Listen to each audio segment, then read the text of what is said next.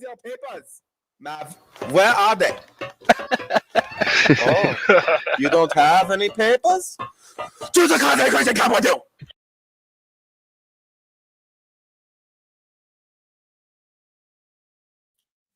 I just decided to go ahead and start off my show with our famous "Where are your papers?" video, because so many of you people love it so much that are my regular show attendees.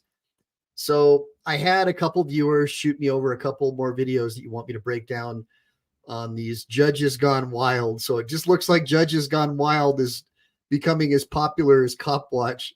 The problem is there's not as much material, so we have to make do with what we have until I get more of you guys to send me some stuff. But so this is going to be, actually, this is part three of our Judges Gone Wild series. I think our first edition was actually done over at the Delete Laws channel, and it was actually pretty good. I think we got at least 50 or 60,000 views. So that was a good one. So, hey, everybody, welcome back to my show. I wasn't really planning on coming on tonight, but I got interviewed by a French-Canadian guy over some criminal activity going on movie sets where film crews are, getting in trouble if they report injuries, stuntmen who lose their jobs if they report an injury, getting driven out of town. So I said, well, I've already got, I put my work clothes back on, so I'm going to go ahead and just try to catch the tail end of any of my audience who are still on YouTube for the evening to go ahead and give you part three. So let's go to another edition of Ask Michael Ehline. This is where I teach people the law in an unorthodox manner by using examples that we see in the news, case law briefs, but it's all about exposing the Leviathan and its instrumentalities and taking back your rights. Know the law and mean to keep it well. Come here to learn from an expert to know your right. Make sure to like and subscribe. Make sure to save, because we never know when the thought police are going to take down this channel. That's right. We never know when the thought police are going to take down this channel. So always make sure to save and make sure to upload it. Keep it. I don't mind, keep this stuff, because you're never going to find another lawyer like me who exposes the great Leviathan, a true natural law theorist and legal historian. So today we're going to go ahead and kick it off with this video. And I discussed, I think, this one in my first episode.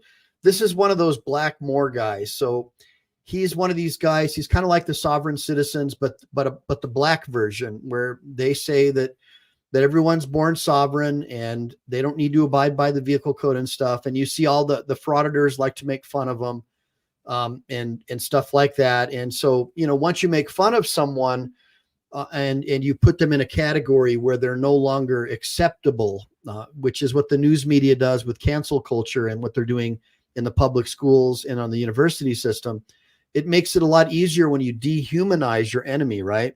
To castigate them, to throw them in prison, to get away with doing mean things to them. And so we all saw on March 4th the report that came out where the FBI was caught once again illegally spying on the American people, using our bank data, our metadata with this private company, so they could illegally mine your data to see if you purchased a firearm, to see if you support legal immigration, or to see if you purchased a Bible. And if so, then you're placed on the the Biden list of potential domestic violent extremists, because we know that they don't like the Second Amendment, and the First Amendment has now been twisted into being hate speech if it goes against the official political narrative.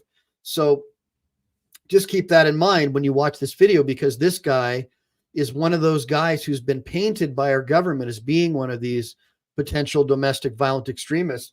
Thank you, Gloria Ad. New member, Gloria Ad, right on. And Gloria Ad's also one of our new mods. By the way, hi, everybody. Hi, Gloria. Hi, Willie. Willie B's talking about Judge Rebecca Doherty. I'll have to do one on that if we haven't already. Hey, Let's OTVO. Thanks for joining me. And, of course, yeah, Willie B. Good seeing you guys. Thanks for joining me today, guys. So we're going to go ahead and start off watching this video of this Black Moor guy. And his name is Devin King, and he's pro per or pro se, depending on the jurisdiction that you're in. Just simply means that he's acting in his own stead, acting on his own behalf. But let's go ahead and get a kick out of this. It's just a short video, but watch what's going on with this guy. pretty messed up what this judge did. Delvon King is representing himself today on weapons charges after he was caught carrying a regulated firearm during a traffic stop. Oh my gosh. Just 3 months earlier, King was appearing at a preliminary hearing for the charges when he fled the courtroom and temporarily eluded police. Because of the fleeing incident, King is required to wear a remote control stun cuff on his leg while appearing in court. And now, as he reads a prepared argument, so really quick, guys, I mean, most of the people in my audience are intelligent enough to know that we have an 8th Amendment, right? Cruel and unusual punishment. Okay, but here we go. And I guarantee you, a judge or one of their buddies who works for the mayor's office is making money off of this. That's how it always works, right? You get your job in the government, you get your mayor job, and then, you can buy the voting machines, from your buddy who sells the voting machines, that kind of deal. So here's another example of something that clearly should have never been allowed to have happen. And a judge is, of course, he's got his finger on the button. Check this out. Stop. There seems to be another problem. At the bench is 72-year-old Robert Nalley. The judge retired the previous year, but was called back part-time to hear cases. This hearing got off to a rocky start when King claimed to be a Moorish American, an offshoot of the anti-government sovereign citizen movement, and insisted his true name was not Delvon King. Now, as Judge Nalley explains the jury selection process, King continues reading from his prepared argument, which questions the court's jurisdiction over him. Stop. Mr. Sheriff, do it. Use it.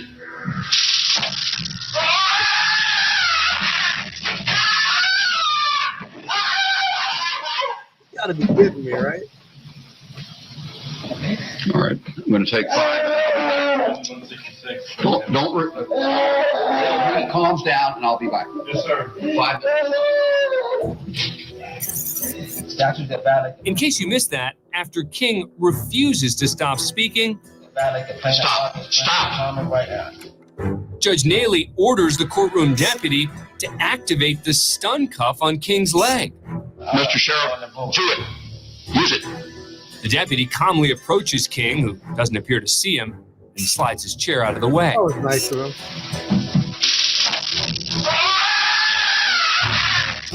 While King writhes in pain on the courtroom floor, That was so kind of the deputy to pull the chair back, so now the Moorish guy's head could, get a nice fracture while hitting the leg of the chair. That was very kind of him, wasn't it? I'm sure that the pharmaceutical industrial complex appreciates the couple $1,000s that they'll get for the hospital visit. What do you guys think? Give me a bunch of ones if you think that was nice of the deputy to pull the chair out for the man before he electrocuted him. Let's keep on watching. Judge Nalley decides to exit the courtroom and take a short break. All right, I'm going to take 5. Yes, sir. 5. Following the brief recess, Judge Nalley resumed the hearing, and King continued representing himself. He later agreed to probation before judgment, meaning in his case, he was sentenced to 2 years in jail on the weapons charge, most of which he'd already served, and in return, no actual conviction would be added to his record. The same cannot be said for Judge Robert Nalley. After the courtroom video was made public, the Maryland Court of Appeals immediately rescinded Nalley's ability to hear cases. All right. He would also later be charged with a misdemeanor civil rights violation, to which he pleaded guilty, and was sentenced to a year probation, ordered to take anger management classes, and pay a $5,000 fine. So who's the real sovereign citizen here? The guy who basically got to torture someone and got off with a fine, who was already retired, basically, or the guy who's the victim, whose only crime is saying that I'm sovereign before my creator and I don't want to participate in your system. What system would you rather participate in? The one that allows black dudes to be electrocuted in open court and then get off with a slap on their hand, or the one that's fighting that system? I'd like to hear what your comments are in the sidebar. I'm very concerned about the direction this country is going, that even members allegedly of our own Supreme Court are concerned that the First Amendment is hamstringing the government. Our founding fathers wanted to make sure that the government would be hamstrung by the Bill of Rights. And now we're seeing the administrative state turning the Bill of Rights on its head. And here's another example. I'd like to hear what you guys have to say. By the way, thanks for joining me, Wolf Brightstone. And Wolf Brightstone says doctors, judges, government officials are involved in witchcraft. Well, I would say that that's a foregone conclusion. I mean, we see that the administrative state is part of the Red Shoe Club, that those were the people hanging out at Epstein Island, along with the directors of these ABC agencies. One of them who conveniently lost all of the thousands of hours of pinhole camera footage that Epstein had across his island, filming all those wealthy officials getting it on with little kids, many of whom are still in office, many of whom still run the banking systems, right? That's what many say. So that's just another example. But Wolf, I think you're absolutely right. I think that it's Luciferian, it's Baphomet, and it's right in your face. And you can tell by the fact that these people will scurry as soon as you mention the Bill of Rights, that it's natural law. As soon as you mention that the Declaration of Independence declares that all of our rights come from a creator, an all-powerful creator, they flip out, almost like the stories you read about in the Bible, right? When he casts the demons into the pigs and runs them off the cliff. That's how these people get when you start talking about salvation and God and stuff. So clearly there's got to be something true about it. And I'm obviously not a religious guy. You'll hear me cuss and swear just like any Marine on the street, but I'd like to think that my family has an opportunity to go to heaven. I doubt I'll ever get there, but I'd like to think that there's a possibility. Give me a bunch of ones if you'd like that for your family too. Now, let's get into the next one. This is going to be interesting. So look, this is just videos that people have sent in for me to share with my audience, because I guess a lot of people agree with me. The problem is you guys are all like 40 and over, and the young crowd just doesn't get it. So the idea is by me being on the vertical feed, we'll get some of the younger crowd, people who are sick and tired of getting kicked around by the government. And here is, I fast forwarded this one a little bit, but just follow along with me and I'll stop. From his quiet Wednesday, but the very real aftershocks from a case 4 years ago are about to land here again. A Texas Court of Appeal says Judge Gallagher misused a court-issued stun belt against a defendant. Stun belt. This is the belt used in Tarrant County courtrooms. It wraps around a defendant's leg. It also delivers an 8-second, 50,000-volt shock. So the other one was a stun ankle bracelet, right? So you saw that dude grabbing down on, right? These guys are getting electrocuted in open court. Unbelievable. This one's a stun belt, and nothing could go wrong there, right? Check it out. To the person wearing it. Graphic examples of what that looks like and feels like are readily available online. In Texas courtrooms, the belt is only supposed to be used to subdue a potentially violent defendant. The jury has assessed a term of confinement in the Texas Department of Criminal Justice. Instead, the Court of Appeal says Judge Gallagher used a shock belt 3 times on a defendant who, according to the judge, continued making outbursts. That defendant, Terry Lee Morris, ended up being convicted by a Tarrant County jury of sexually assaulting a child in 2014, even though Morris never got to face the jury or his accuser. Well, I can understand why a lot of people would say, hey, that is so awesome. The guy's a freaking child molester. He should get shocked. But let me share something with you guys. Okay, there are still some people over in Europe, in England, a few, who believe in honor and having a chaste family name. It used to be that if you were to do something dishonorable, it would dishonor your whole family line. That's how I grew up. And that's how a lot of Americans grew up until just the last maybe 30 years. It was a really big deal to have your family name be clean. Give me a bunch of ones if you guys know what I'm talking about. Your family honor was a really big deal. So just bear with me while I head somewhere with this. Okay, well, over in England, hundreds of years ago, people were hung and executed and accused of, capital crimes, whatever they might be. And these families over hundreds of years went back and got their convicted family members found innocent based on DNA evidence or new evidence or someone's diary or some kind of new thing that came along and shed light on who the real killers were, et cetera, et cetera.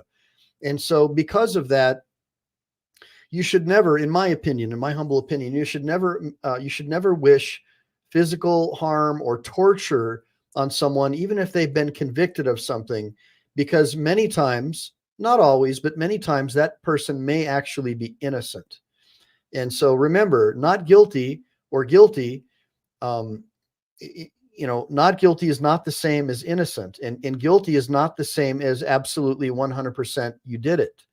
So always have an open mind and never wish ill will or harm on someone just because you don't like them. I was very disgusted and disappointed in the way many people reacted to Chili DeCastro's false arrest and false conviction. And I knew all along that it was a false arrest and a false conviction. And I equally knew that a lot of people just don't like Chili because of his personality, because he's hardcore. He means what he says and he says what he means. And in this society today, that's a capital offense.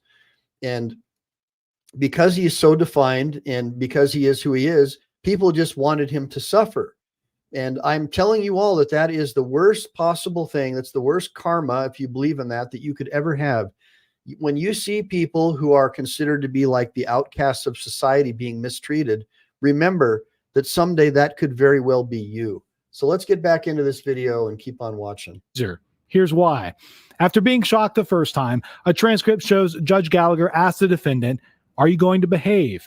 To which Morris replied, "I have a history of mental issues." "Hit him again," Gallagher ordered a deputy. Morris says he feared for his safety and asked to leave the courtroom before his trial ever started. The appeal. So just so you guys know, being someone who has done elder abuse law and made criminal elder abuse referrals and dependent adult abuse referrals, when someone confronts you with evidence that they're mentally ill, that could potentially place that judge or anyone else overseeing him into the position of a mental or physical care provider. And because this man is in custody, in fact, the police do have a duty to keep him safe. And by putting a shock collar around a man who's mentally potentially disturbed, it's my position that that is cruel and unusual punishment. Well, it would be that no matter what, but in this particular case, someone who's mentally ill, all that much more. Remember, that could be your wife, your daughter, or your son, or your husband. Let's keep watching. Appeals court ruled, quote, "We do not believe that trial judges can use stun belts to enforce decorum. It's a device meant to ensure physical safety, not a conditioning collar meant to punish a defendant until he obeys a judge's whim." So Morris's conviction has been tossed out, and he'll have to return to Judge Gallagher's courtroom for another trial. Judge Gallagher told News 8 tonight he could not comment, citing judicial ethics concerns. In Fort Worth, David Goins, Channel 8 News. I mean, is that just like the wildest thing or what, right? I mean, just mind-blowing. It's okay to use a shock belt if the judge or the officers perceive the criminal or the convict or the accused, in this case, to be a physical threat, but it's not okay to enforce court decorum. Thank you so much, Lucifer, for for letting us know, because now just, when they write their report, they know what language to put in there, right? Oh, well, he was being physically resistant. Stop resisting. Like Carolina and Fort Worth. Remember that? That Officer Kruger does a judo throw on her, face plants her into the asphalt to where she's bleeding and snoring with the snores of death, like she's gasping for air. And the guy is manhandling, or she's passed out saying, "Stop resisting, stop resisting."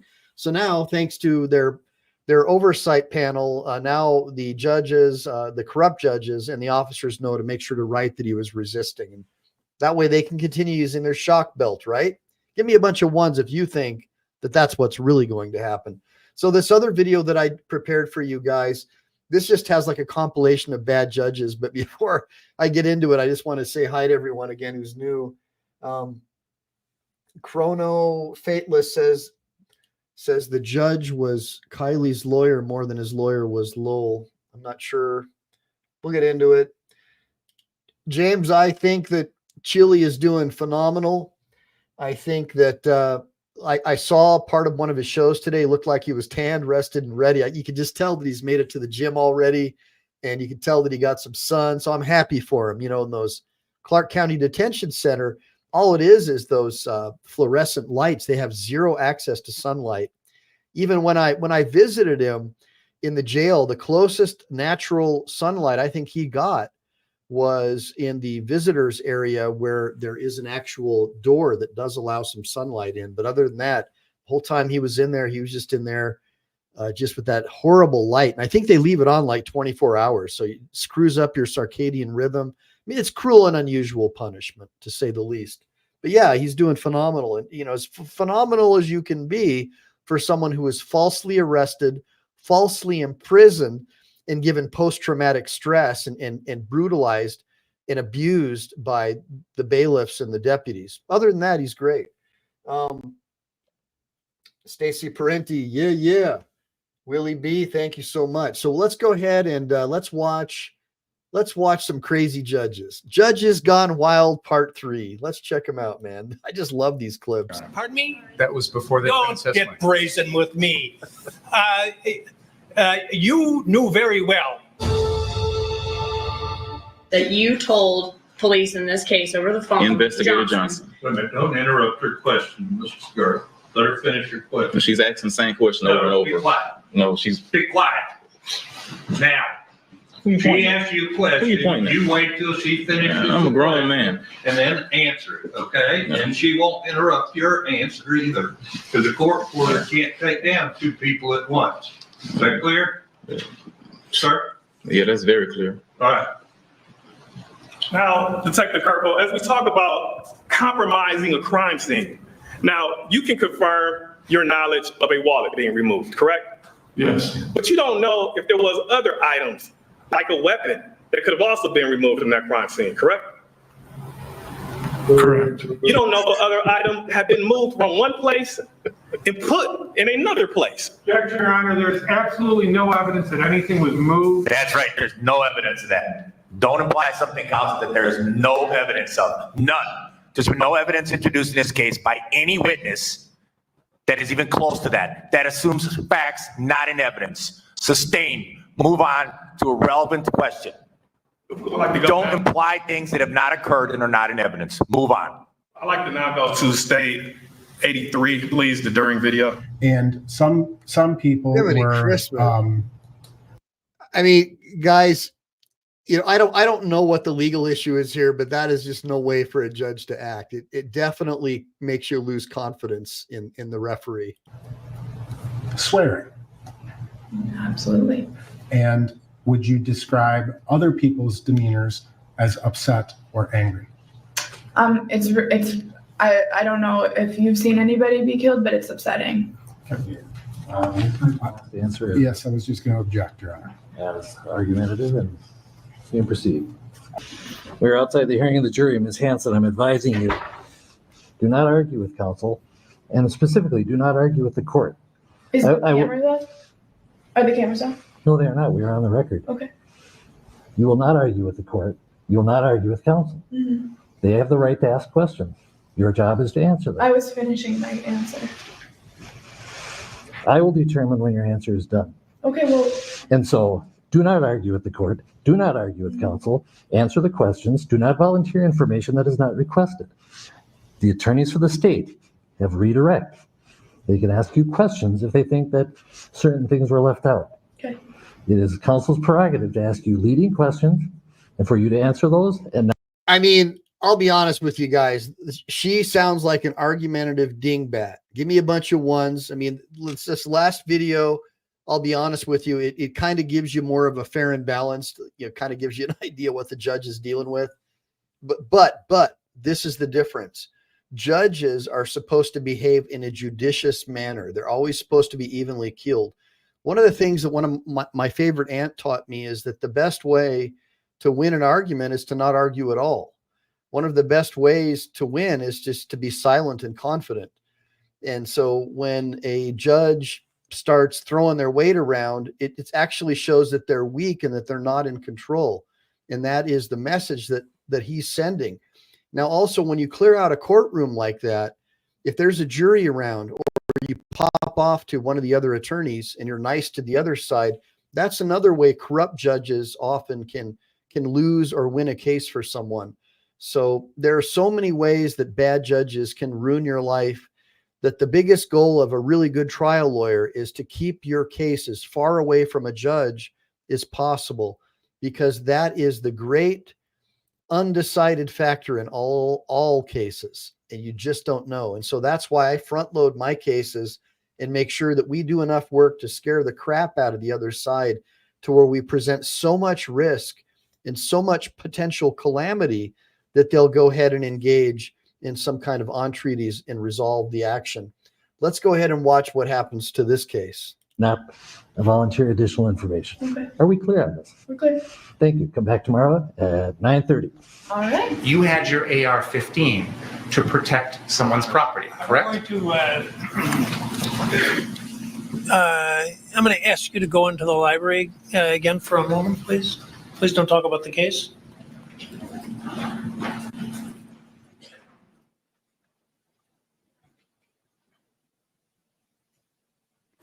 So this was the Kyle case, the guy, those convicted pedophiles were, Your Honor. those convicted pedophiles were chasing him down the street, shooting at him, and I think one of them had a baseball bat, and he turned around and defended himself and ended up shooting one of them. I think one of them lost their lives as he acted in self-defense. But of course, there was a Soros prosecutor who went ahead and filed charges, even though it was clearly an act of self-defense.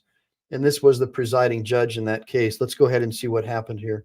Mr. Binger is either forgetting the court's rulings or attempting to provoke a mistrial in this matter.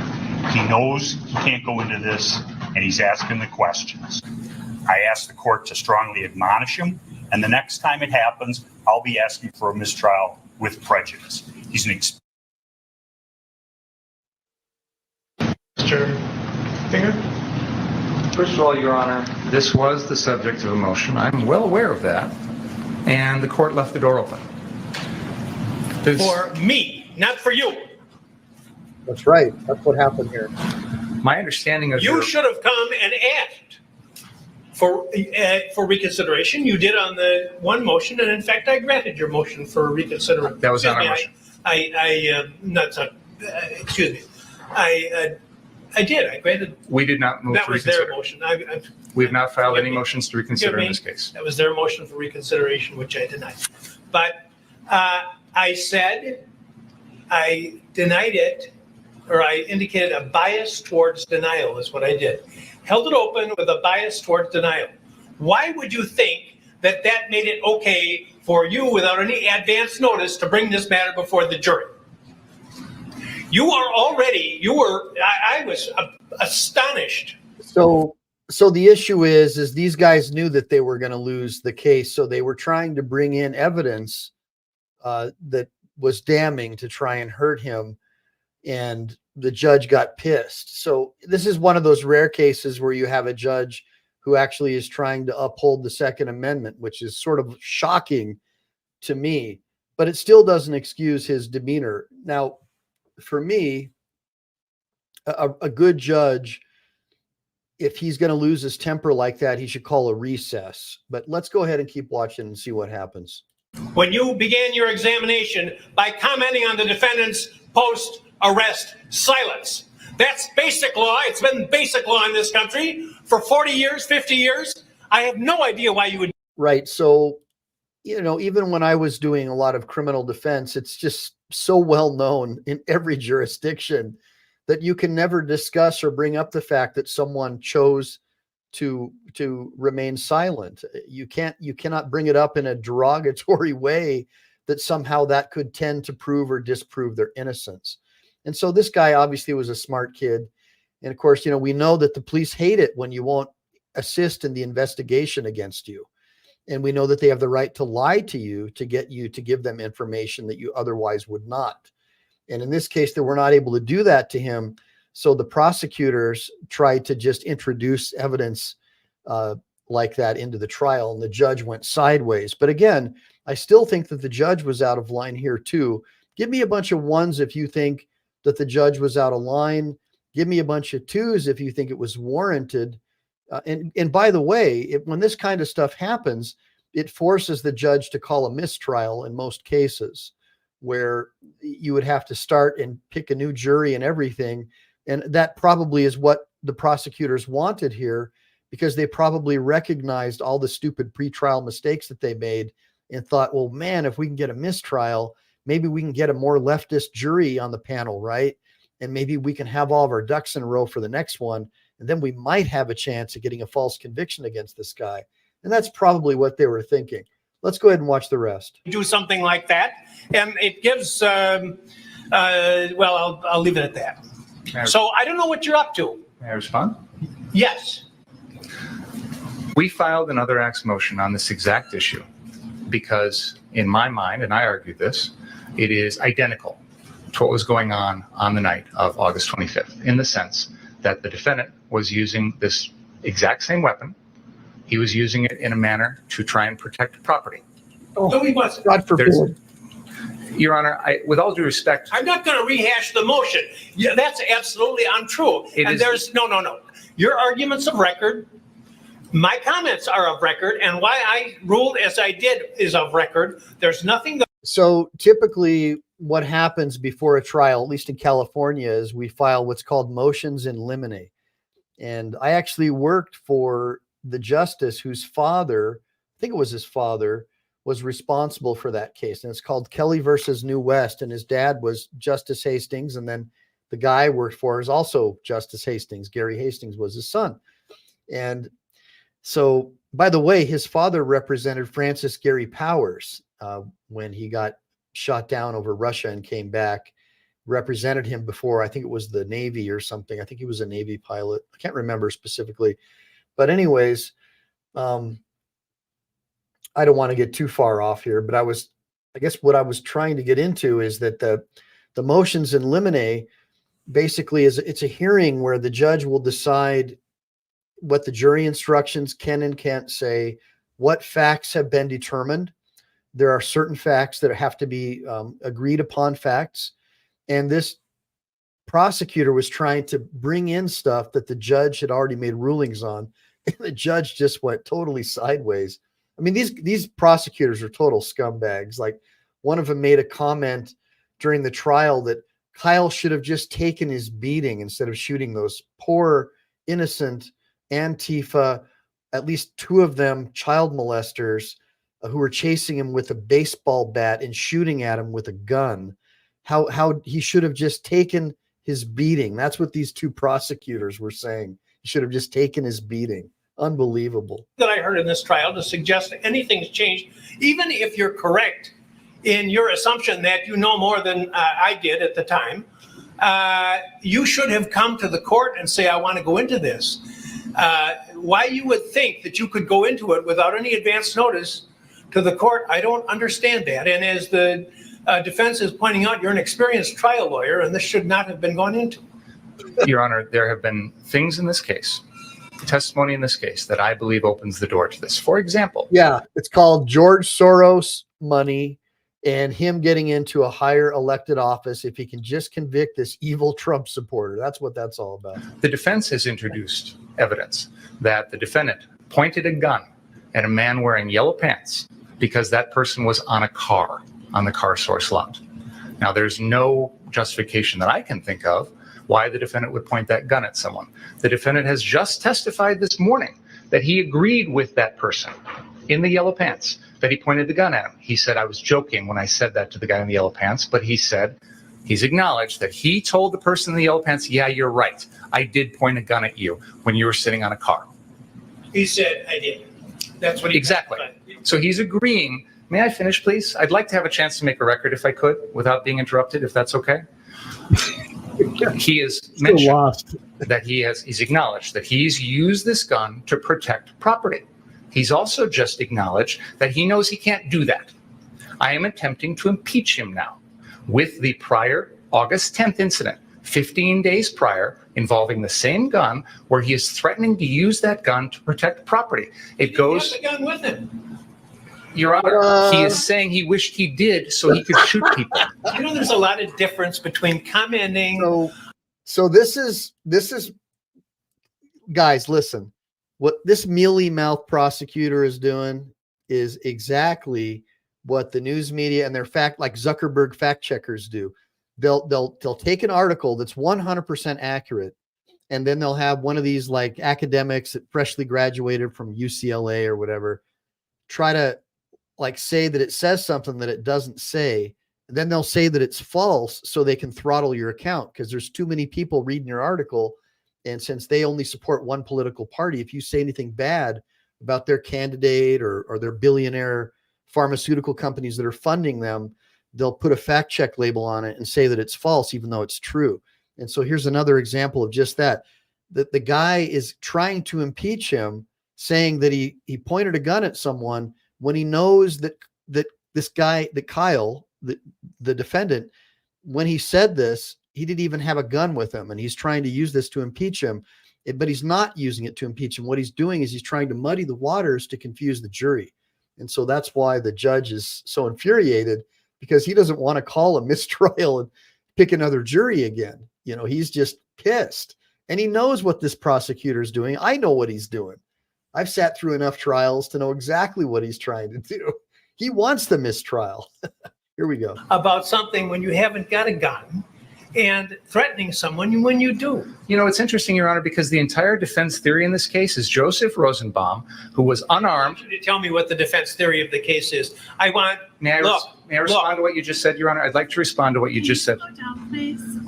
I apologize, Madam Court Reporter, but I'd like to try and make a record without anyone interrupting me. So that's the court reporter saying you're talking too fast. And this is allegedly an experienced prosecutor, right?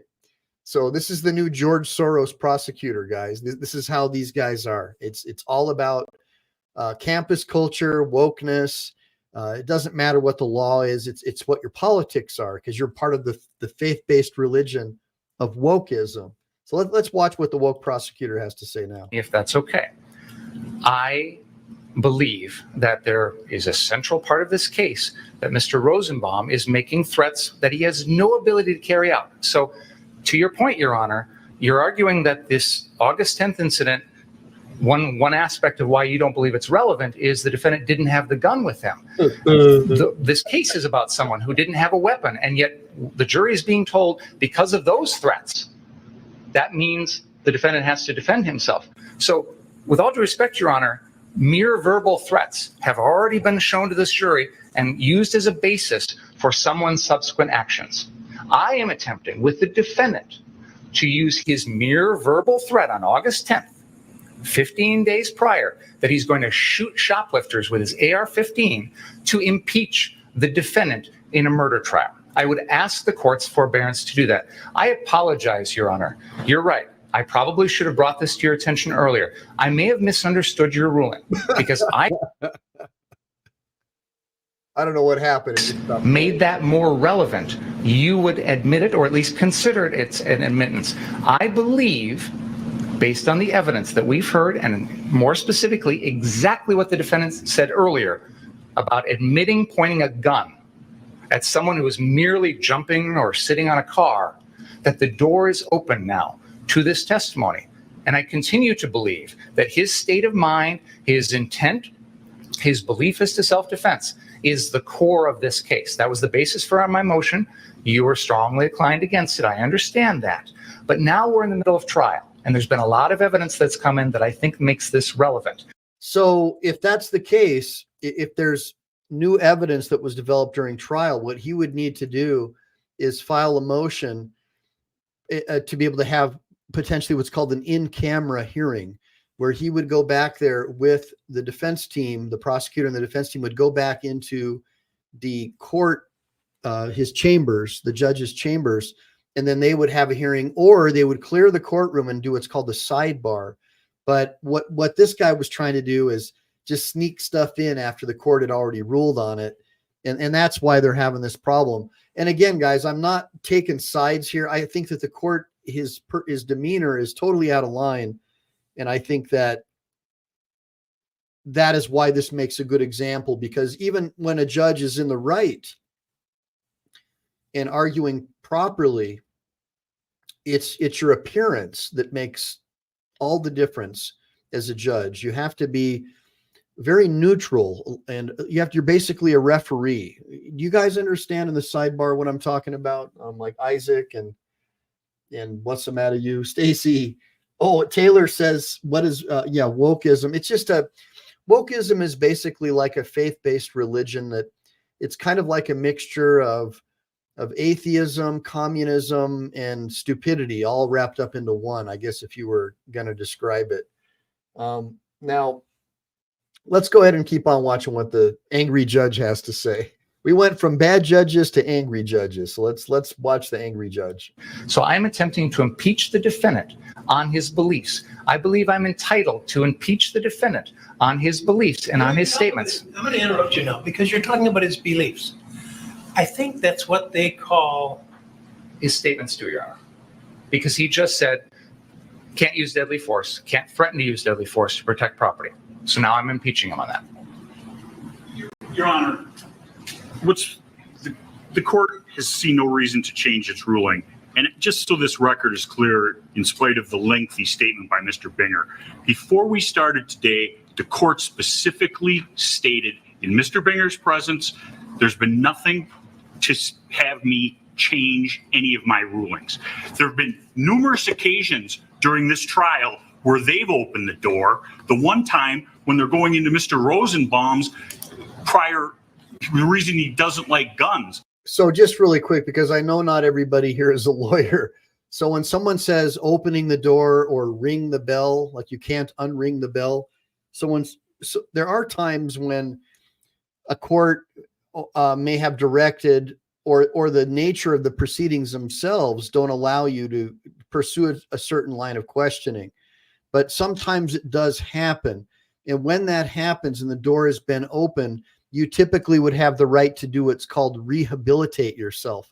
In other words, defend yourself. And that would be called unringing the bell, but you really can never unring the bell once the bell has been rung, like what's going on right here. So to answer your question, I'm not sure what was elicited in front of the jury, but whatever happened, it was enough to piss the judge off. And again, the idea is once you ring the bell, it can prejudice the parties. It could prejudice the defendant. And if that happens, the court will often be required to declare a mistrial. And once that happens, it starts all over again. So a lot of people are like, wait a minute, but he had a trial and it ended in his favor. But no, that's not what double jeopardy is, guys. Double jeopardy would mean he was convicted and then he got tried of the same crime again. That would be double jeopardy. And guess what? You could be convicted of a crime in federal court as well as state. So there's two separate jurisdictions. So there's still double jeopardy is not as clear as many people might think it is. We'll do a video about that another time too. What's the matter? You says, give me bread and circuses. That's right. Confused people. Well, that's what Rockefeller did when his family imported the Prussian education system into America, which ultimately led America on its path to the race to the bottom in education, where now our kids are basically just taught political ideology and they're being sexualized in the public schools, as opposed to teaching them civics, reading, writing, arithmetic, history, the history of natural law, patriotism. They don't teach that anymore. If anything, you'll see a lot of flags in public school classrooms, but very rarely do you see American flags. Let's just put it that way, because I don't want to get accused of being something I'm not. Let's go ahead and keep on playing this. And I said something, I whispered in Mr. Krause's ear, it's because of the prior convictions. Please stop. And he did. He knows if you're going to go into something that's been excluded in a pretrial order, you better ask the court, you better get permission. This is ridiculous. It wasn't excluded, Your Honor. You know why it was excluded in the first place? Because it was propensity evidence. That is exactly what 90404 is designed to prevent. You're talking about his attitudes. His attitude is he wants to shoot people. Now, I've admitted that kind of evidence in other trials when it's been appropriate. I didn't admit it in this case because there wasn't any evidence of that. To me, what I've heard in this trial, and by the way, Mr. Richards absolutely correctly points out that just hours ago, I said I had heard nothing in this trial to change any of my rulings. So why? Testimony, Your Honor. Pardon me? That was before the Don't defense testimony. get brazen with me. You knew very well. I mean, you got. Look, that is pretty hilarious, right? So, but I'll be honest with you. The court, he's out of line, man. The best way for that judge to handle that is to tone it down and de-escalate, and you'll get just as far and you'll do just as much psychological damage, if not more, by keeping it cool. The most intimidating people in the world are the ones who stay cool under fire. Trust me. I've met guys like that in the Marine Corps, recon dudes, and certain infantry officers, that steely-eyed thing where you'd go to hell and back with these guys because of that personality, that air of confidence. When you lose your temper like that and you lose your judicious persona, it makes people lose confidence in you. The part of being a leader sometimes is to not say anything and just be strong like steel. If anybody's ever seen the German movie called Das Boot, or for you Americans, Das Boot, take a look at that. I think it's free on YouTube. You want to see an example? Give me a bunch of ones if you've ever seen Das Boot in the sidebar. You want to see an example of a true leader who can stay cool under pressure. Man, that captain of that U-boat was just amazing. Give me a bunch of ones for the captain of the German U-boat in Das Boot. Now let's get back to this crazy judge gone wild, this angry judge. You know very well that an attorney can't go into these types of areas when the judge has already ruled without asking outside the presence of the jury to do so. So don't give me that. That's number one.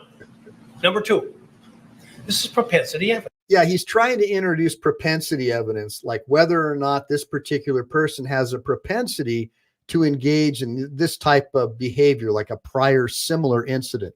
You know, for example, like, you know, Chuck Liddell, the UFC fighter, if he has a history of knocking people out at the grocery store, and this particular case involved knocking someone out at the grocery store, then that might be propensity evidence that might come in. Are you understanding? Give me a bunch of ones in the sidebar if you understand what I'm talking about. I said at the time that I made my ruling, and I'll repeat again now for you, I see no similarity between talking about wishing you had your AR gun, which you don't have, so that you could fire rounds at these. First of all, it's not a gun. It's a semi-automatic center fire rifle. It's no different than any other semi-automatic rifle, with the exception that it has a pistol grip, pretty much, and some of them are direct impingement, some aren't. They're pretty much, that's all it is. It's not a gun though, okay? Let's keep that in mind. Thought to be shoplifters. And the incidents in these cases, which are not, there's nothing in your case that suggests the defendant was lying in wait to shoot at somebody or reflecting upon the shooting for a vast amount of time. Every one of the incidents involves matters that involve seconds in time. So I commented at the time, I don't see the similarity, and I don't see the similarity now. If it's not similar, that's okay. So are you following me? So this mealy-mouthed prosecutor is trying to get evidence of propensity because he's saying, well, a couple seconds ago he said it to this other guy when he was unarmed, but now when he is armed, somehow that shows propensity evidence. It was a bullshit argument and would have ultimately formed grounds for some sort of a mistrial if it had been accepted. And I don't know if it was before a jury. And of course, yes, a judge can say, ignore what you just heard, but it's almost impossible to unring the bell. So the judge is probably already knowing that there's reversible error already at this point in the proceedings. So he's probably thinking, I might as well just let it go to verdict, because if he's found not guilty, this mealy-mouthed prosecutor can go suck himself. Let's go ahead and keep watching. That's the whole rule. Those are all the exceptions to 90404. Check the authorities. Wigmore and evidence. Judge Weinstein, Colonel McCormick. It's the crime. The prior act has to bear the signature of the accused, or it has to be so similar as to suggest it's a common plan or something like that. Yeah. You have an incident where he's making comments about some alleged shoplifters versus crimes that involve instantaneous actions, whether premeditated murder. Really quick,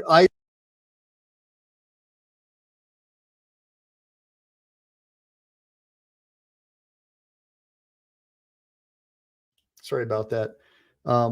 So Isaac just joined us. Sorry, I just lost you for a second. But he says the ATF be like pistol plus brace equals fully automatic deadly machine gun.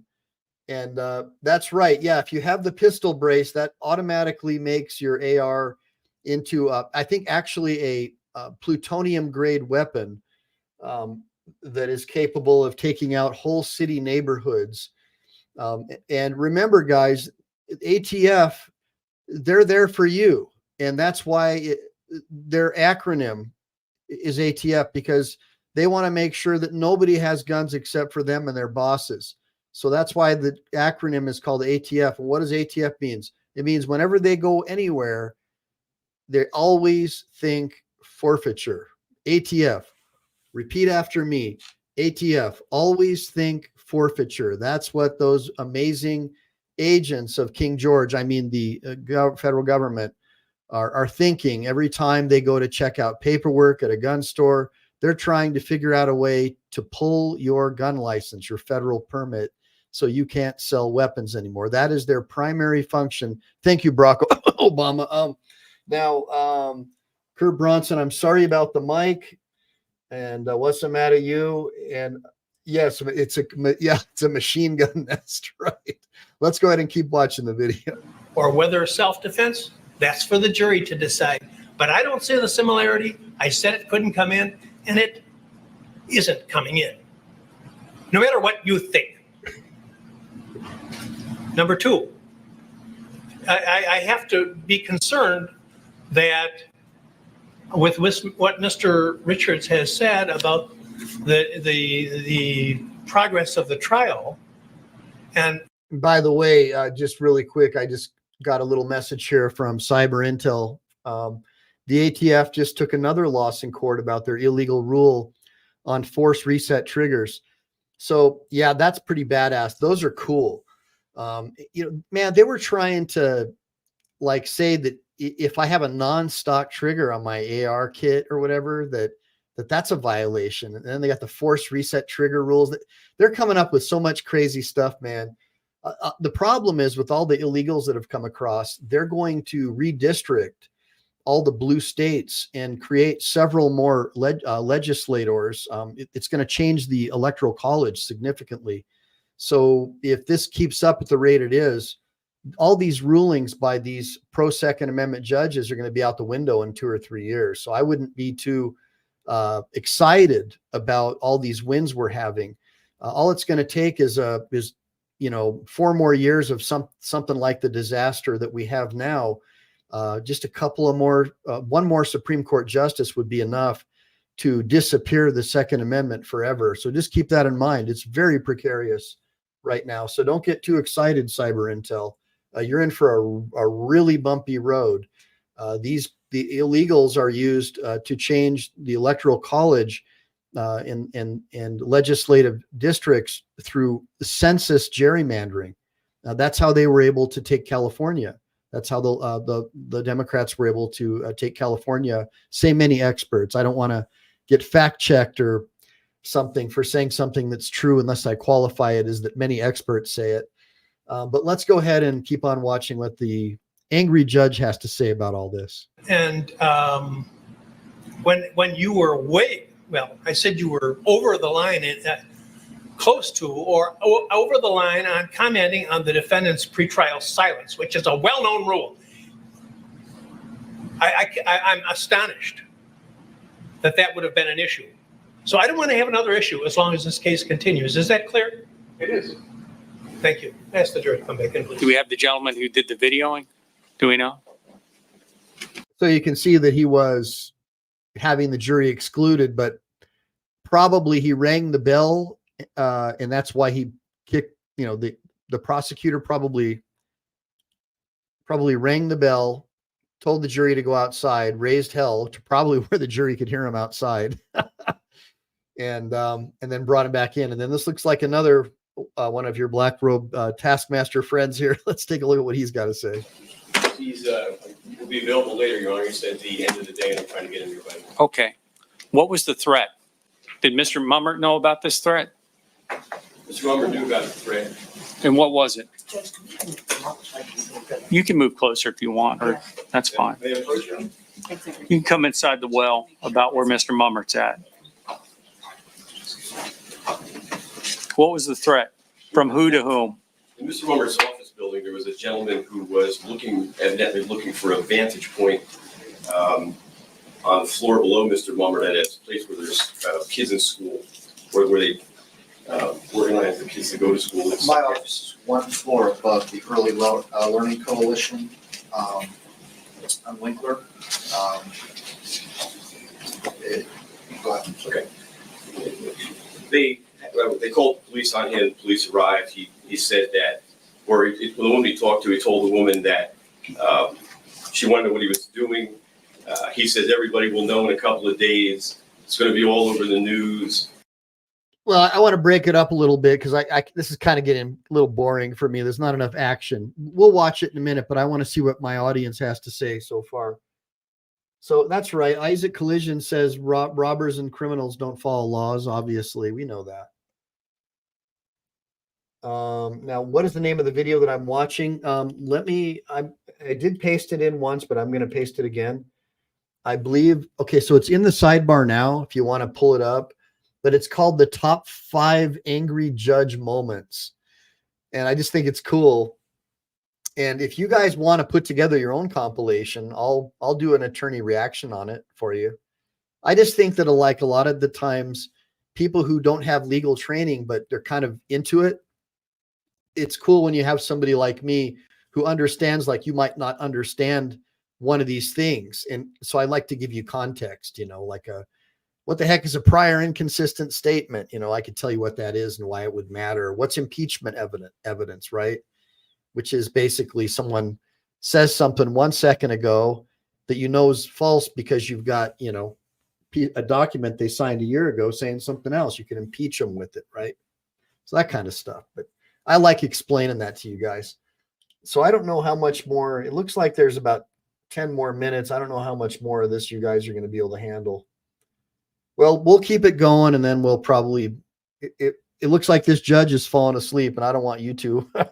Evidently involved in building across the street as well. The sheriff's office, building across the street or across the parking lot, hired the sheriff's department, stayed in the parking lot. I had a discussion with the sheriff. It was reported to the police. There was some concern. Actually, Well, who was it? I don't remember his name. You know his name? Chris Swanson? Gentleman's. So what would that have to do with videoing random people leaving my courtroom? Well, Your Honor, we frequently video in the lobby to see witness reactions and things like that. And Not that I'm aware of. This is the first I've ever had it happen, and I've been a judge for 12 years. At least it's the first time it's been reported to me and my staff's. Hey, is that BZ Watchdog in his audience? It sounds like there's some First Amendment auditors who are outside of his courtroom filming, and he's not happy about it. So now, at least that will give you a little bit of context. Pretty good. Yeah. Many times, you know, we're all putting a investigator out in the lobby, just like the state does with their investigators. They have them. They don't videotape people. No, they don't. And I understand the videotape. Who's paying for this? We are. I am. My office. Mr. Mummert's not paying for it? No. No. Anyway, Your Honor, the point was we weren't sure what. Well, I mean, before you said it was a threat, now it's reactions from people. I mean, which is it? Well, no, in this particular case, on the incident we're talking about, he was outside in the lobby with the TV cameras, and he was approached by one of the bailiffs and asked what he was doing there, and he said he was hired by me. The bailiff came to me and said he can't film there, and he said there was a court order, and I immediately shut it down and had him leave the building. Well, it's general practice. I think there's actually signs that there's no video recording in this courthouse, period. It's not even my rule. It's a rule by the chief judge. And yeah, and that's common in pretty much every court in California, and it was definitely in place. at the court where Chile was falsely convicted. That they had that same policy, but Judge Zimmerman did allow cameras in the courtroom in a special area. The main idea is they don't want you to be filming like domestic violence victims, or like ladies who are going through that stuff, or confidential informant, for example, a witness, or jurors, because they can be then identified, right, with a photograph or a video. So the chief judge of most courts, federal and state, have rules in place heavily restricting your ability to film in a courthouse, as well as the surrounding buildings, and definitely inside the courtrooms. Inside the courtroom, that is the goldfish bowl of the judge, and the judge alone. He is the king piranha, the king shark, and there are no bigger fish than him inside that room. And even if the chief judge of the courthouse has a rule against filming in the courthouse, any judge, from my understanding, has the right to allow the press into his particular courtroom, irrespective of what the chief judge wants, because it's not the chief judge's courtroom. So there's a lot of cool things that we'll talk about over the next couple of years as we get into this, but I'm hoping that this information is valuable for you, because so far, none of the reaction videos that I see really see a bunch of like comedians, that guys who say they're lawyers, but I don't really see anybody breaking stuff down to where people can understand things. Let's keep watching. For the whole building, which is why you have to get approval to videotape in here. That's right. And which is why I expel people from my courtroom who do it. I'm be blunt. This has a feel to it of, I can't put my thumb on it, but I wouldn't say nefarious, but it just doesn't smell right. And again, Your Honor, absolutely no disrespect intended for the court. Are you the investigator for any of the other collateral cases involved with this one that are in the civil division? No. No, Your Honor, it's nothing like that. So my sincere apologies. If I thought for a moment that we were rules, I would not. You need him for anything else in this case? I think you should go. Okay, thank you. But that other gentleman, I need to talk to him, make sure he still gets here, but I think you should leave for the rest of the proceedings in this case and any of the co-defendants. Anything further, State? Mr. Mummert? Mr. Mummert, you can let me know when that gentleman's here, and I'll have a discussion with him as well. Thank you. For the record, Mr. Hunter's present, Mr. Mummert and Mr. Sievers. Are you the gentleman who was filming outside of my courtroom? Yes, sir. Come on up. You stand over there by Mr. Mummert. Well, now he's got his Indiana Jones glasses on. Remember that guy in Indiana Jones, when he pulls out his coat hanger and hangs his thing, and he's got his glasses, then he ends up burning his hand on the amulet. That's what this guy's reminding me of right now. I feel like any second this dude is just going to explode, and he's going to ask the cameraman some crazy questions like, "Where are your papers, Mav? Where are they?" Oh, you don't have any papers? What do you guys think? Do you think he's going to ask him that? Let's take a look. Truth in this matter here today? You can put your hand down, sir. Please state your name for the record. Perjury. Are you under the influence of any alcohol, narcotics, or drugs here today? Have you ever been diagnosed with a mental disorder that would make it difficult for you to understand why you're here today? Okay, so do you know why he's asking him these questions? Does anybody know? Humor me. Does anybody have any idea why the judge is trying to make sure he's not drunk or, retarded, mentally ill? Does anybody have any idea why he might be asking him these questions?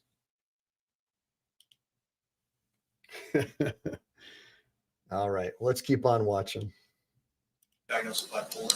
Are you taking medication for that? Does it affect your ability to understand what we're talking about? Sir, why were you filming out? Because under the Constitution, a criminal defendant has to understand the nature and the cause of the charges against him. You have to have notice and opportunity to be able to refute those charges. So in this case, a judge actually has prosecutorial powers within his own courtroom. He definitely has contempt powers. And if you're before him under his jurisdiction, he's got the power to throw you in the clinker. Let's see what he does. Outside of my courtroom. I was hired by Mr. Olson.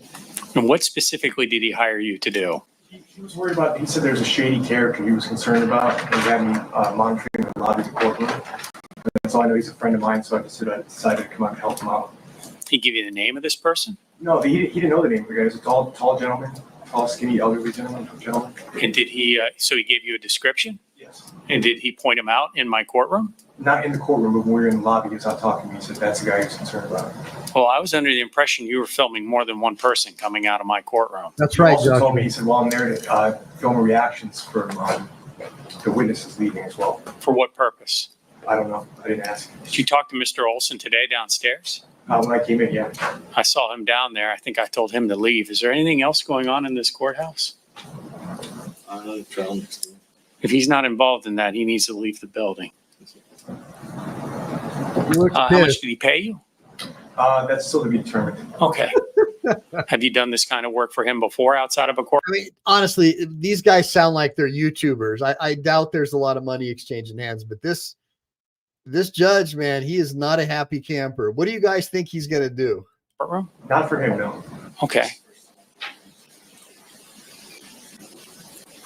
You can see why I'm concerned. It has a almost an air of witness intimidation about it. I can see that. You do understand that there are signs out front that say you're not allowed to videotape in this courthouse unless you have permission. I was unaware of that, Your Honor. Have a good day. Thank you, sir. Nothing from the state, correct? Nothing from state. Defense.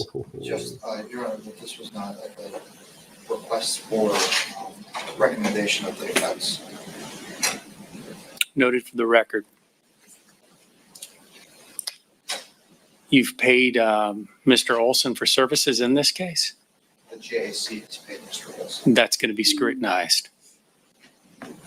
Okay. Anything else from the state? Judge, only because. Oh, that's interesting. So it sounds like the guy who's filming also has done some work, perhaps for like the defense team, and they're pointing out one of the witnesses. So there could be some kind of witness intimidation going on. So look, guys, I mean, not all these videos are going to be about how terrible judges are. In this particular case, out of all the judges that I've seen, this guy actually seems like he's pretty legit. So I don't see him really losing his temper, but he was ready to put that guy away. And he still might have a basis to do so if it turns out that additional evidence comes forward, which it often can and does, about these types of cases, because more often than not, people just can't keep their mouths shut. So don't be surprised if this doesn't come back to haunt those guys, if that's what happened. So let's go ahead and keep on watching. I heard the court's order. I exchanged pleasantries with Mr. Olson on the first floor as I was coming up just now. And so I'm just informing. I'm just surprised he's here. I told him to leave this floor in this courtroom, and if there's no other business that he's here for, I'm a little befuddled by why he would be here. He was on the phone. I said hi. He said hi back, and I got on the elevator. Okay. Anything else from the defense? No, Your Honor. We're in standby again. We'll go off the record. Mr. Olson, why were you having people taped outside of my courtroom the other day? We were concerned about a threat that had been made a couple of days before Thanksgiving. What would that have to do with taping people coming outside of my courtroom, including witnesses? You didn't have permission, did you? I was not aware, Your Honor, that it was not permissible. There was some suspicious activity on that side over there. I just asked my guy to record who was coming out of the book. How many people did you record? I don't know, Your Honor. I have not seen the video.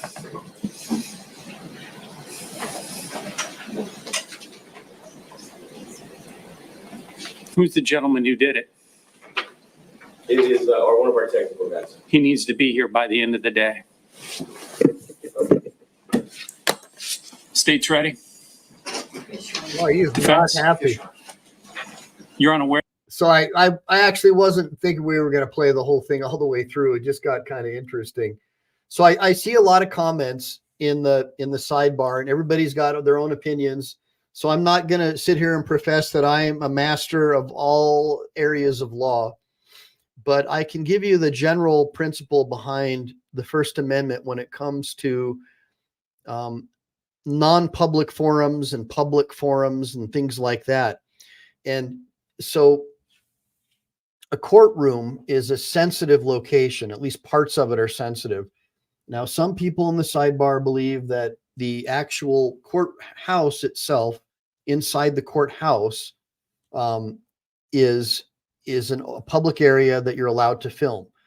But that has time and time again, upper courts have found that no, those are sensitive areas, and the presiding judge has the authority to invoke reasonable time, place, and manner restrictions. So although they may not be able to eliminate filming in the exterior areas of the inside of the courthouse, right? Of the inside of the courthouse, they may not be able to stop people from filming completely. They can stop you from filming in all areas except for a designated location. So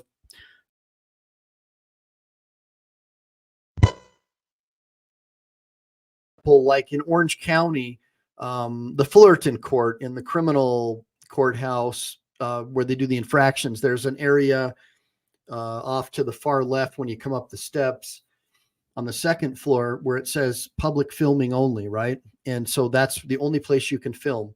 And that's okay to do. But I think you still have to get papers or permission from the presiding judge to do that. They need to know that you're going to be filming in there. Because typically they'd have a bailiff observe to make sure that you're not panning. And the reason behind that is because there's reasonable time, place, and manner restrictions. There's a compelling governmental interest in protecting witnesses, minor children, sources and methods when it comes to security and things like that to protect people within the courtroom, where they will have the right, the government will have the right to restrict speech. And of course, in a courtroom, the judges have a lot of authority to restrict speech to the point where they can even, put a muzzle on certain people if they're too unruly, and that's been upheld by the courts. Now, whether or not that's justice or just, that's for you guys to decide. You're at the end of the day, you're the jury. I'm just telling what the courts have found. Now, let me see here. Yeah, you're welcome. Isaac Collision said, thanks for all the commentary and opinions on this video. Really enjoy your content. Got to run now. Hey, you're welcome, brother. Anytime. That's why I like doing these. I think that I've probably helped keep quite a few cop watchers out of jail just by teaching them some basics. Now, Kaiti Framer does not like any of these guys, and I get all that. And but I also do understand that, there are people who really do get on the bench and they think they're going to make change and all that. And I think that people need to be commended for getting into things for all the right reasons. And whether they decide to stay in them when they know that they're in a corrupt system, that's where I would have a divergence with those people. Because I just don't like people in systems that support policies where they ask you things like, where are your papers, Mav? Where are they? Oh, you don't have any papers? Yeah, 999. So guys, I think that we're going to call it an evening. We had another super, super good night. We had like over, I think, 1,500 people join us. And that tells me that Team MPE is getting the right message out. And that message is liberty and freedom, guys. Liberty and freedom for everybody. Nobody gets a free meal. If you want something, you work for it, and you respect other people and appreciate the fact that they worked hard to get the things that they have, and you don't try and say it's because of their race or their gender. Just appreciate people for all the hard work they did to get where they are, and never be jealous. That this whole wokeism, religion of jealousy, what a terrible way to live, to be always jealous of your neighbor and wanting to knock other people down to try and bring yourself up. Tisk, tisk. So what's the matter, you? Thank you for joining me. Bob Meftis says only government cameras allowed. That's true. Do the signs say that? I don't think they do, Bob, but the problem is all the stuff you're saying, a lot of the stuff I agree with, but you still have the courts and the laws and the statutes and the legislators, and there's stuff on the books saying they can get away with it, and they do get away with it. And honestly, I like the idea, me personally, if I'm doing a jury trial and, one of the defendants is a serial, killer and a child abuser, and I've got a bunch of minor kids in the courtroom, and this guy maybe works for the cartels. I don't want them to have someone in there with a camera. I don't want them to be able to identify the kids or their caretakers or anything like that. You follow me? So I just think that we do have to do what they call it the balancing test. We have to balance the compelling state interest against the public's interest in having openness inside that particular forum. Now, outside the courtroom, that's a public area and people can film and do whatever they want. But inside the buildings and the actual court rooms, that has been upheld by numerous courts throughout hundreds of years, going all the way back to ancient England when they started having the ability to film. And then my favorite cigarette brand, well, I don't know because I'm not a smoker, but I know that, so Mr. Zilla says, what's my favorite cigarette brand? I would have to say, just because of all the cool commercials when I was growing up, Marlboro, right? Because that's where they had the cowboys, where they were doing all the whips and all that cool stuff. So probably the Marlboro. And then Joshua Campbell says, when openness provides more danger to citizens than it does liberties, the liberty overreaches. Yeah, that's probably true. So yeah, that's the thing, in a republic, the rights of the individual are paramount. And we're all individuals. And especially, when it comes to a minor or like a female who's been abused, and there's like some big strapping dude who's trying to get her and he's sending his buddies in with a camera crew to intimidate the other witnesses. That's a bad thing. That's not acceptable. I don't know what Tyson means, Mr. Zoozilla, but thanks. Yeah, nobody should be smoking, guys. That's just bad news. One of my heroes, Michael Hughes, got one of the largest punitive damages awards in history, and it was against Philip Morris for, I think it was $28 billion in punitives against Philip Morris because they lied about cigarettes and got doctors to lie, say that they were safe and effective for your health. Kind of like stuff they were doing just recently. You can pay doctors money and they'll testify for you too in court cases, or if you get a job working for a big pharmaceutical company, they'll pay you a lot of money to say what you want. And then they can say, we own the science, and everybody will go along with it, right? Because they own the science, and you were taught in school that whatever the government says, it must be true, right? And that's what they wanted. So there you go. So anyways, guys, it was really, really great having you. Make sure to like and subscribe. Make sure to save, because we never know when the thought police are going to take down this channel. And I do appreciate you guys joining me. And one of the best ways that you could show your support to me right now would be to go to my main YouTube page. And I've got a link under the description. If you click the description and just buy my book, you can buy my ebook on how I became a lawyer, my journey to becoming a lawyer with no undergrad or law degree. And I give you tips and stuff on, how you could also become a lawyer on a similar path. And would always love to have you come back. And yes, the advice that I have for our youth is to go find somebody who you want to be like and offer to work for them for free. And do anything that you have to do, more within moral bounds, of course, always, because obviously you're not going to work for someone who's immoral, obviously, but find that person or persons that you want to be like and offer to work for them for free, and do whatever you have to do to prove yourself so they'll pass on their torch of success to you. That's the way I did it. And that's the way that you're most fulfilled in life, because those who can do, those who can't teach. And if somebody who's doing brings you along as their squire, they're not just teaching you, they're grooming you to replace them. And that's a totally different scenario. You become part of their life. You're not just an employee or a number or somebody they have to worry about. You are part of them, and your goals are their goals, or were their goals at one time. And they'll naturally love and respect you and want to help you if you prove to them that you're not a narcissist, that you're always early, always be early, never be late, always be early, and never take credit for anything, even when everybody clearly knows that you're responsible. I think if you can do those things, I think that you're going to be 900% ahead of the rest of the people in the world. Anyways, make sure to like and subscribe. Make sure to save, because we never know when the thought police are going to take down this channel. This is dangerous information, guys.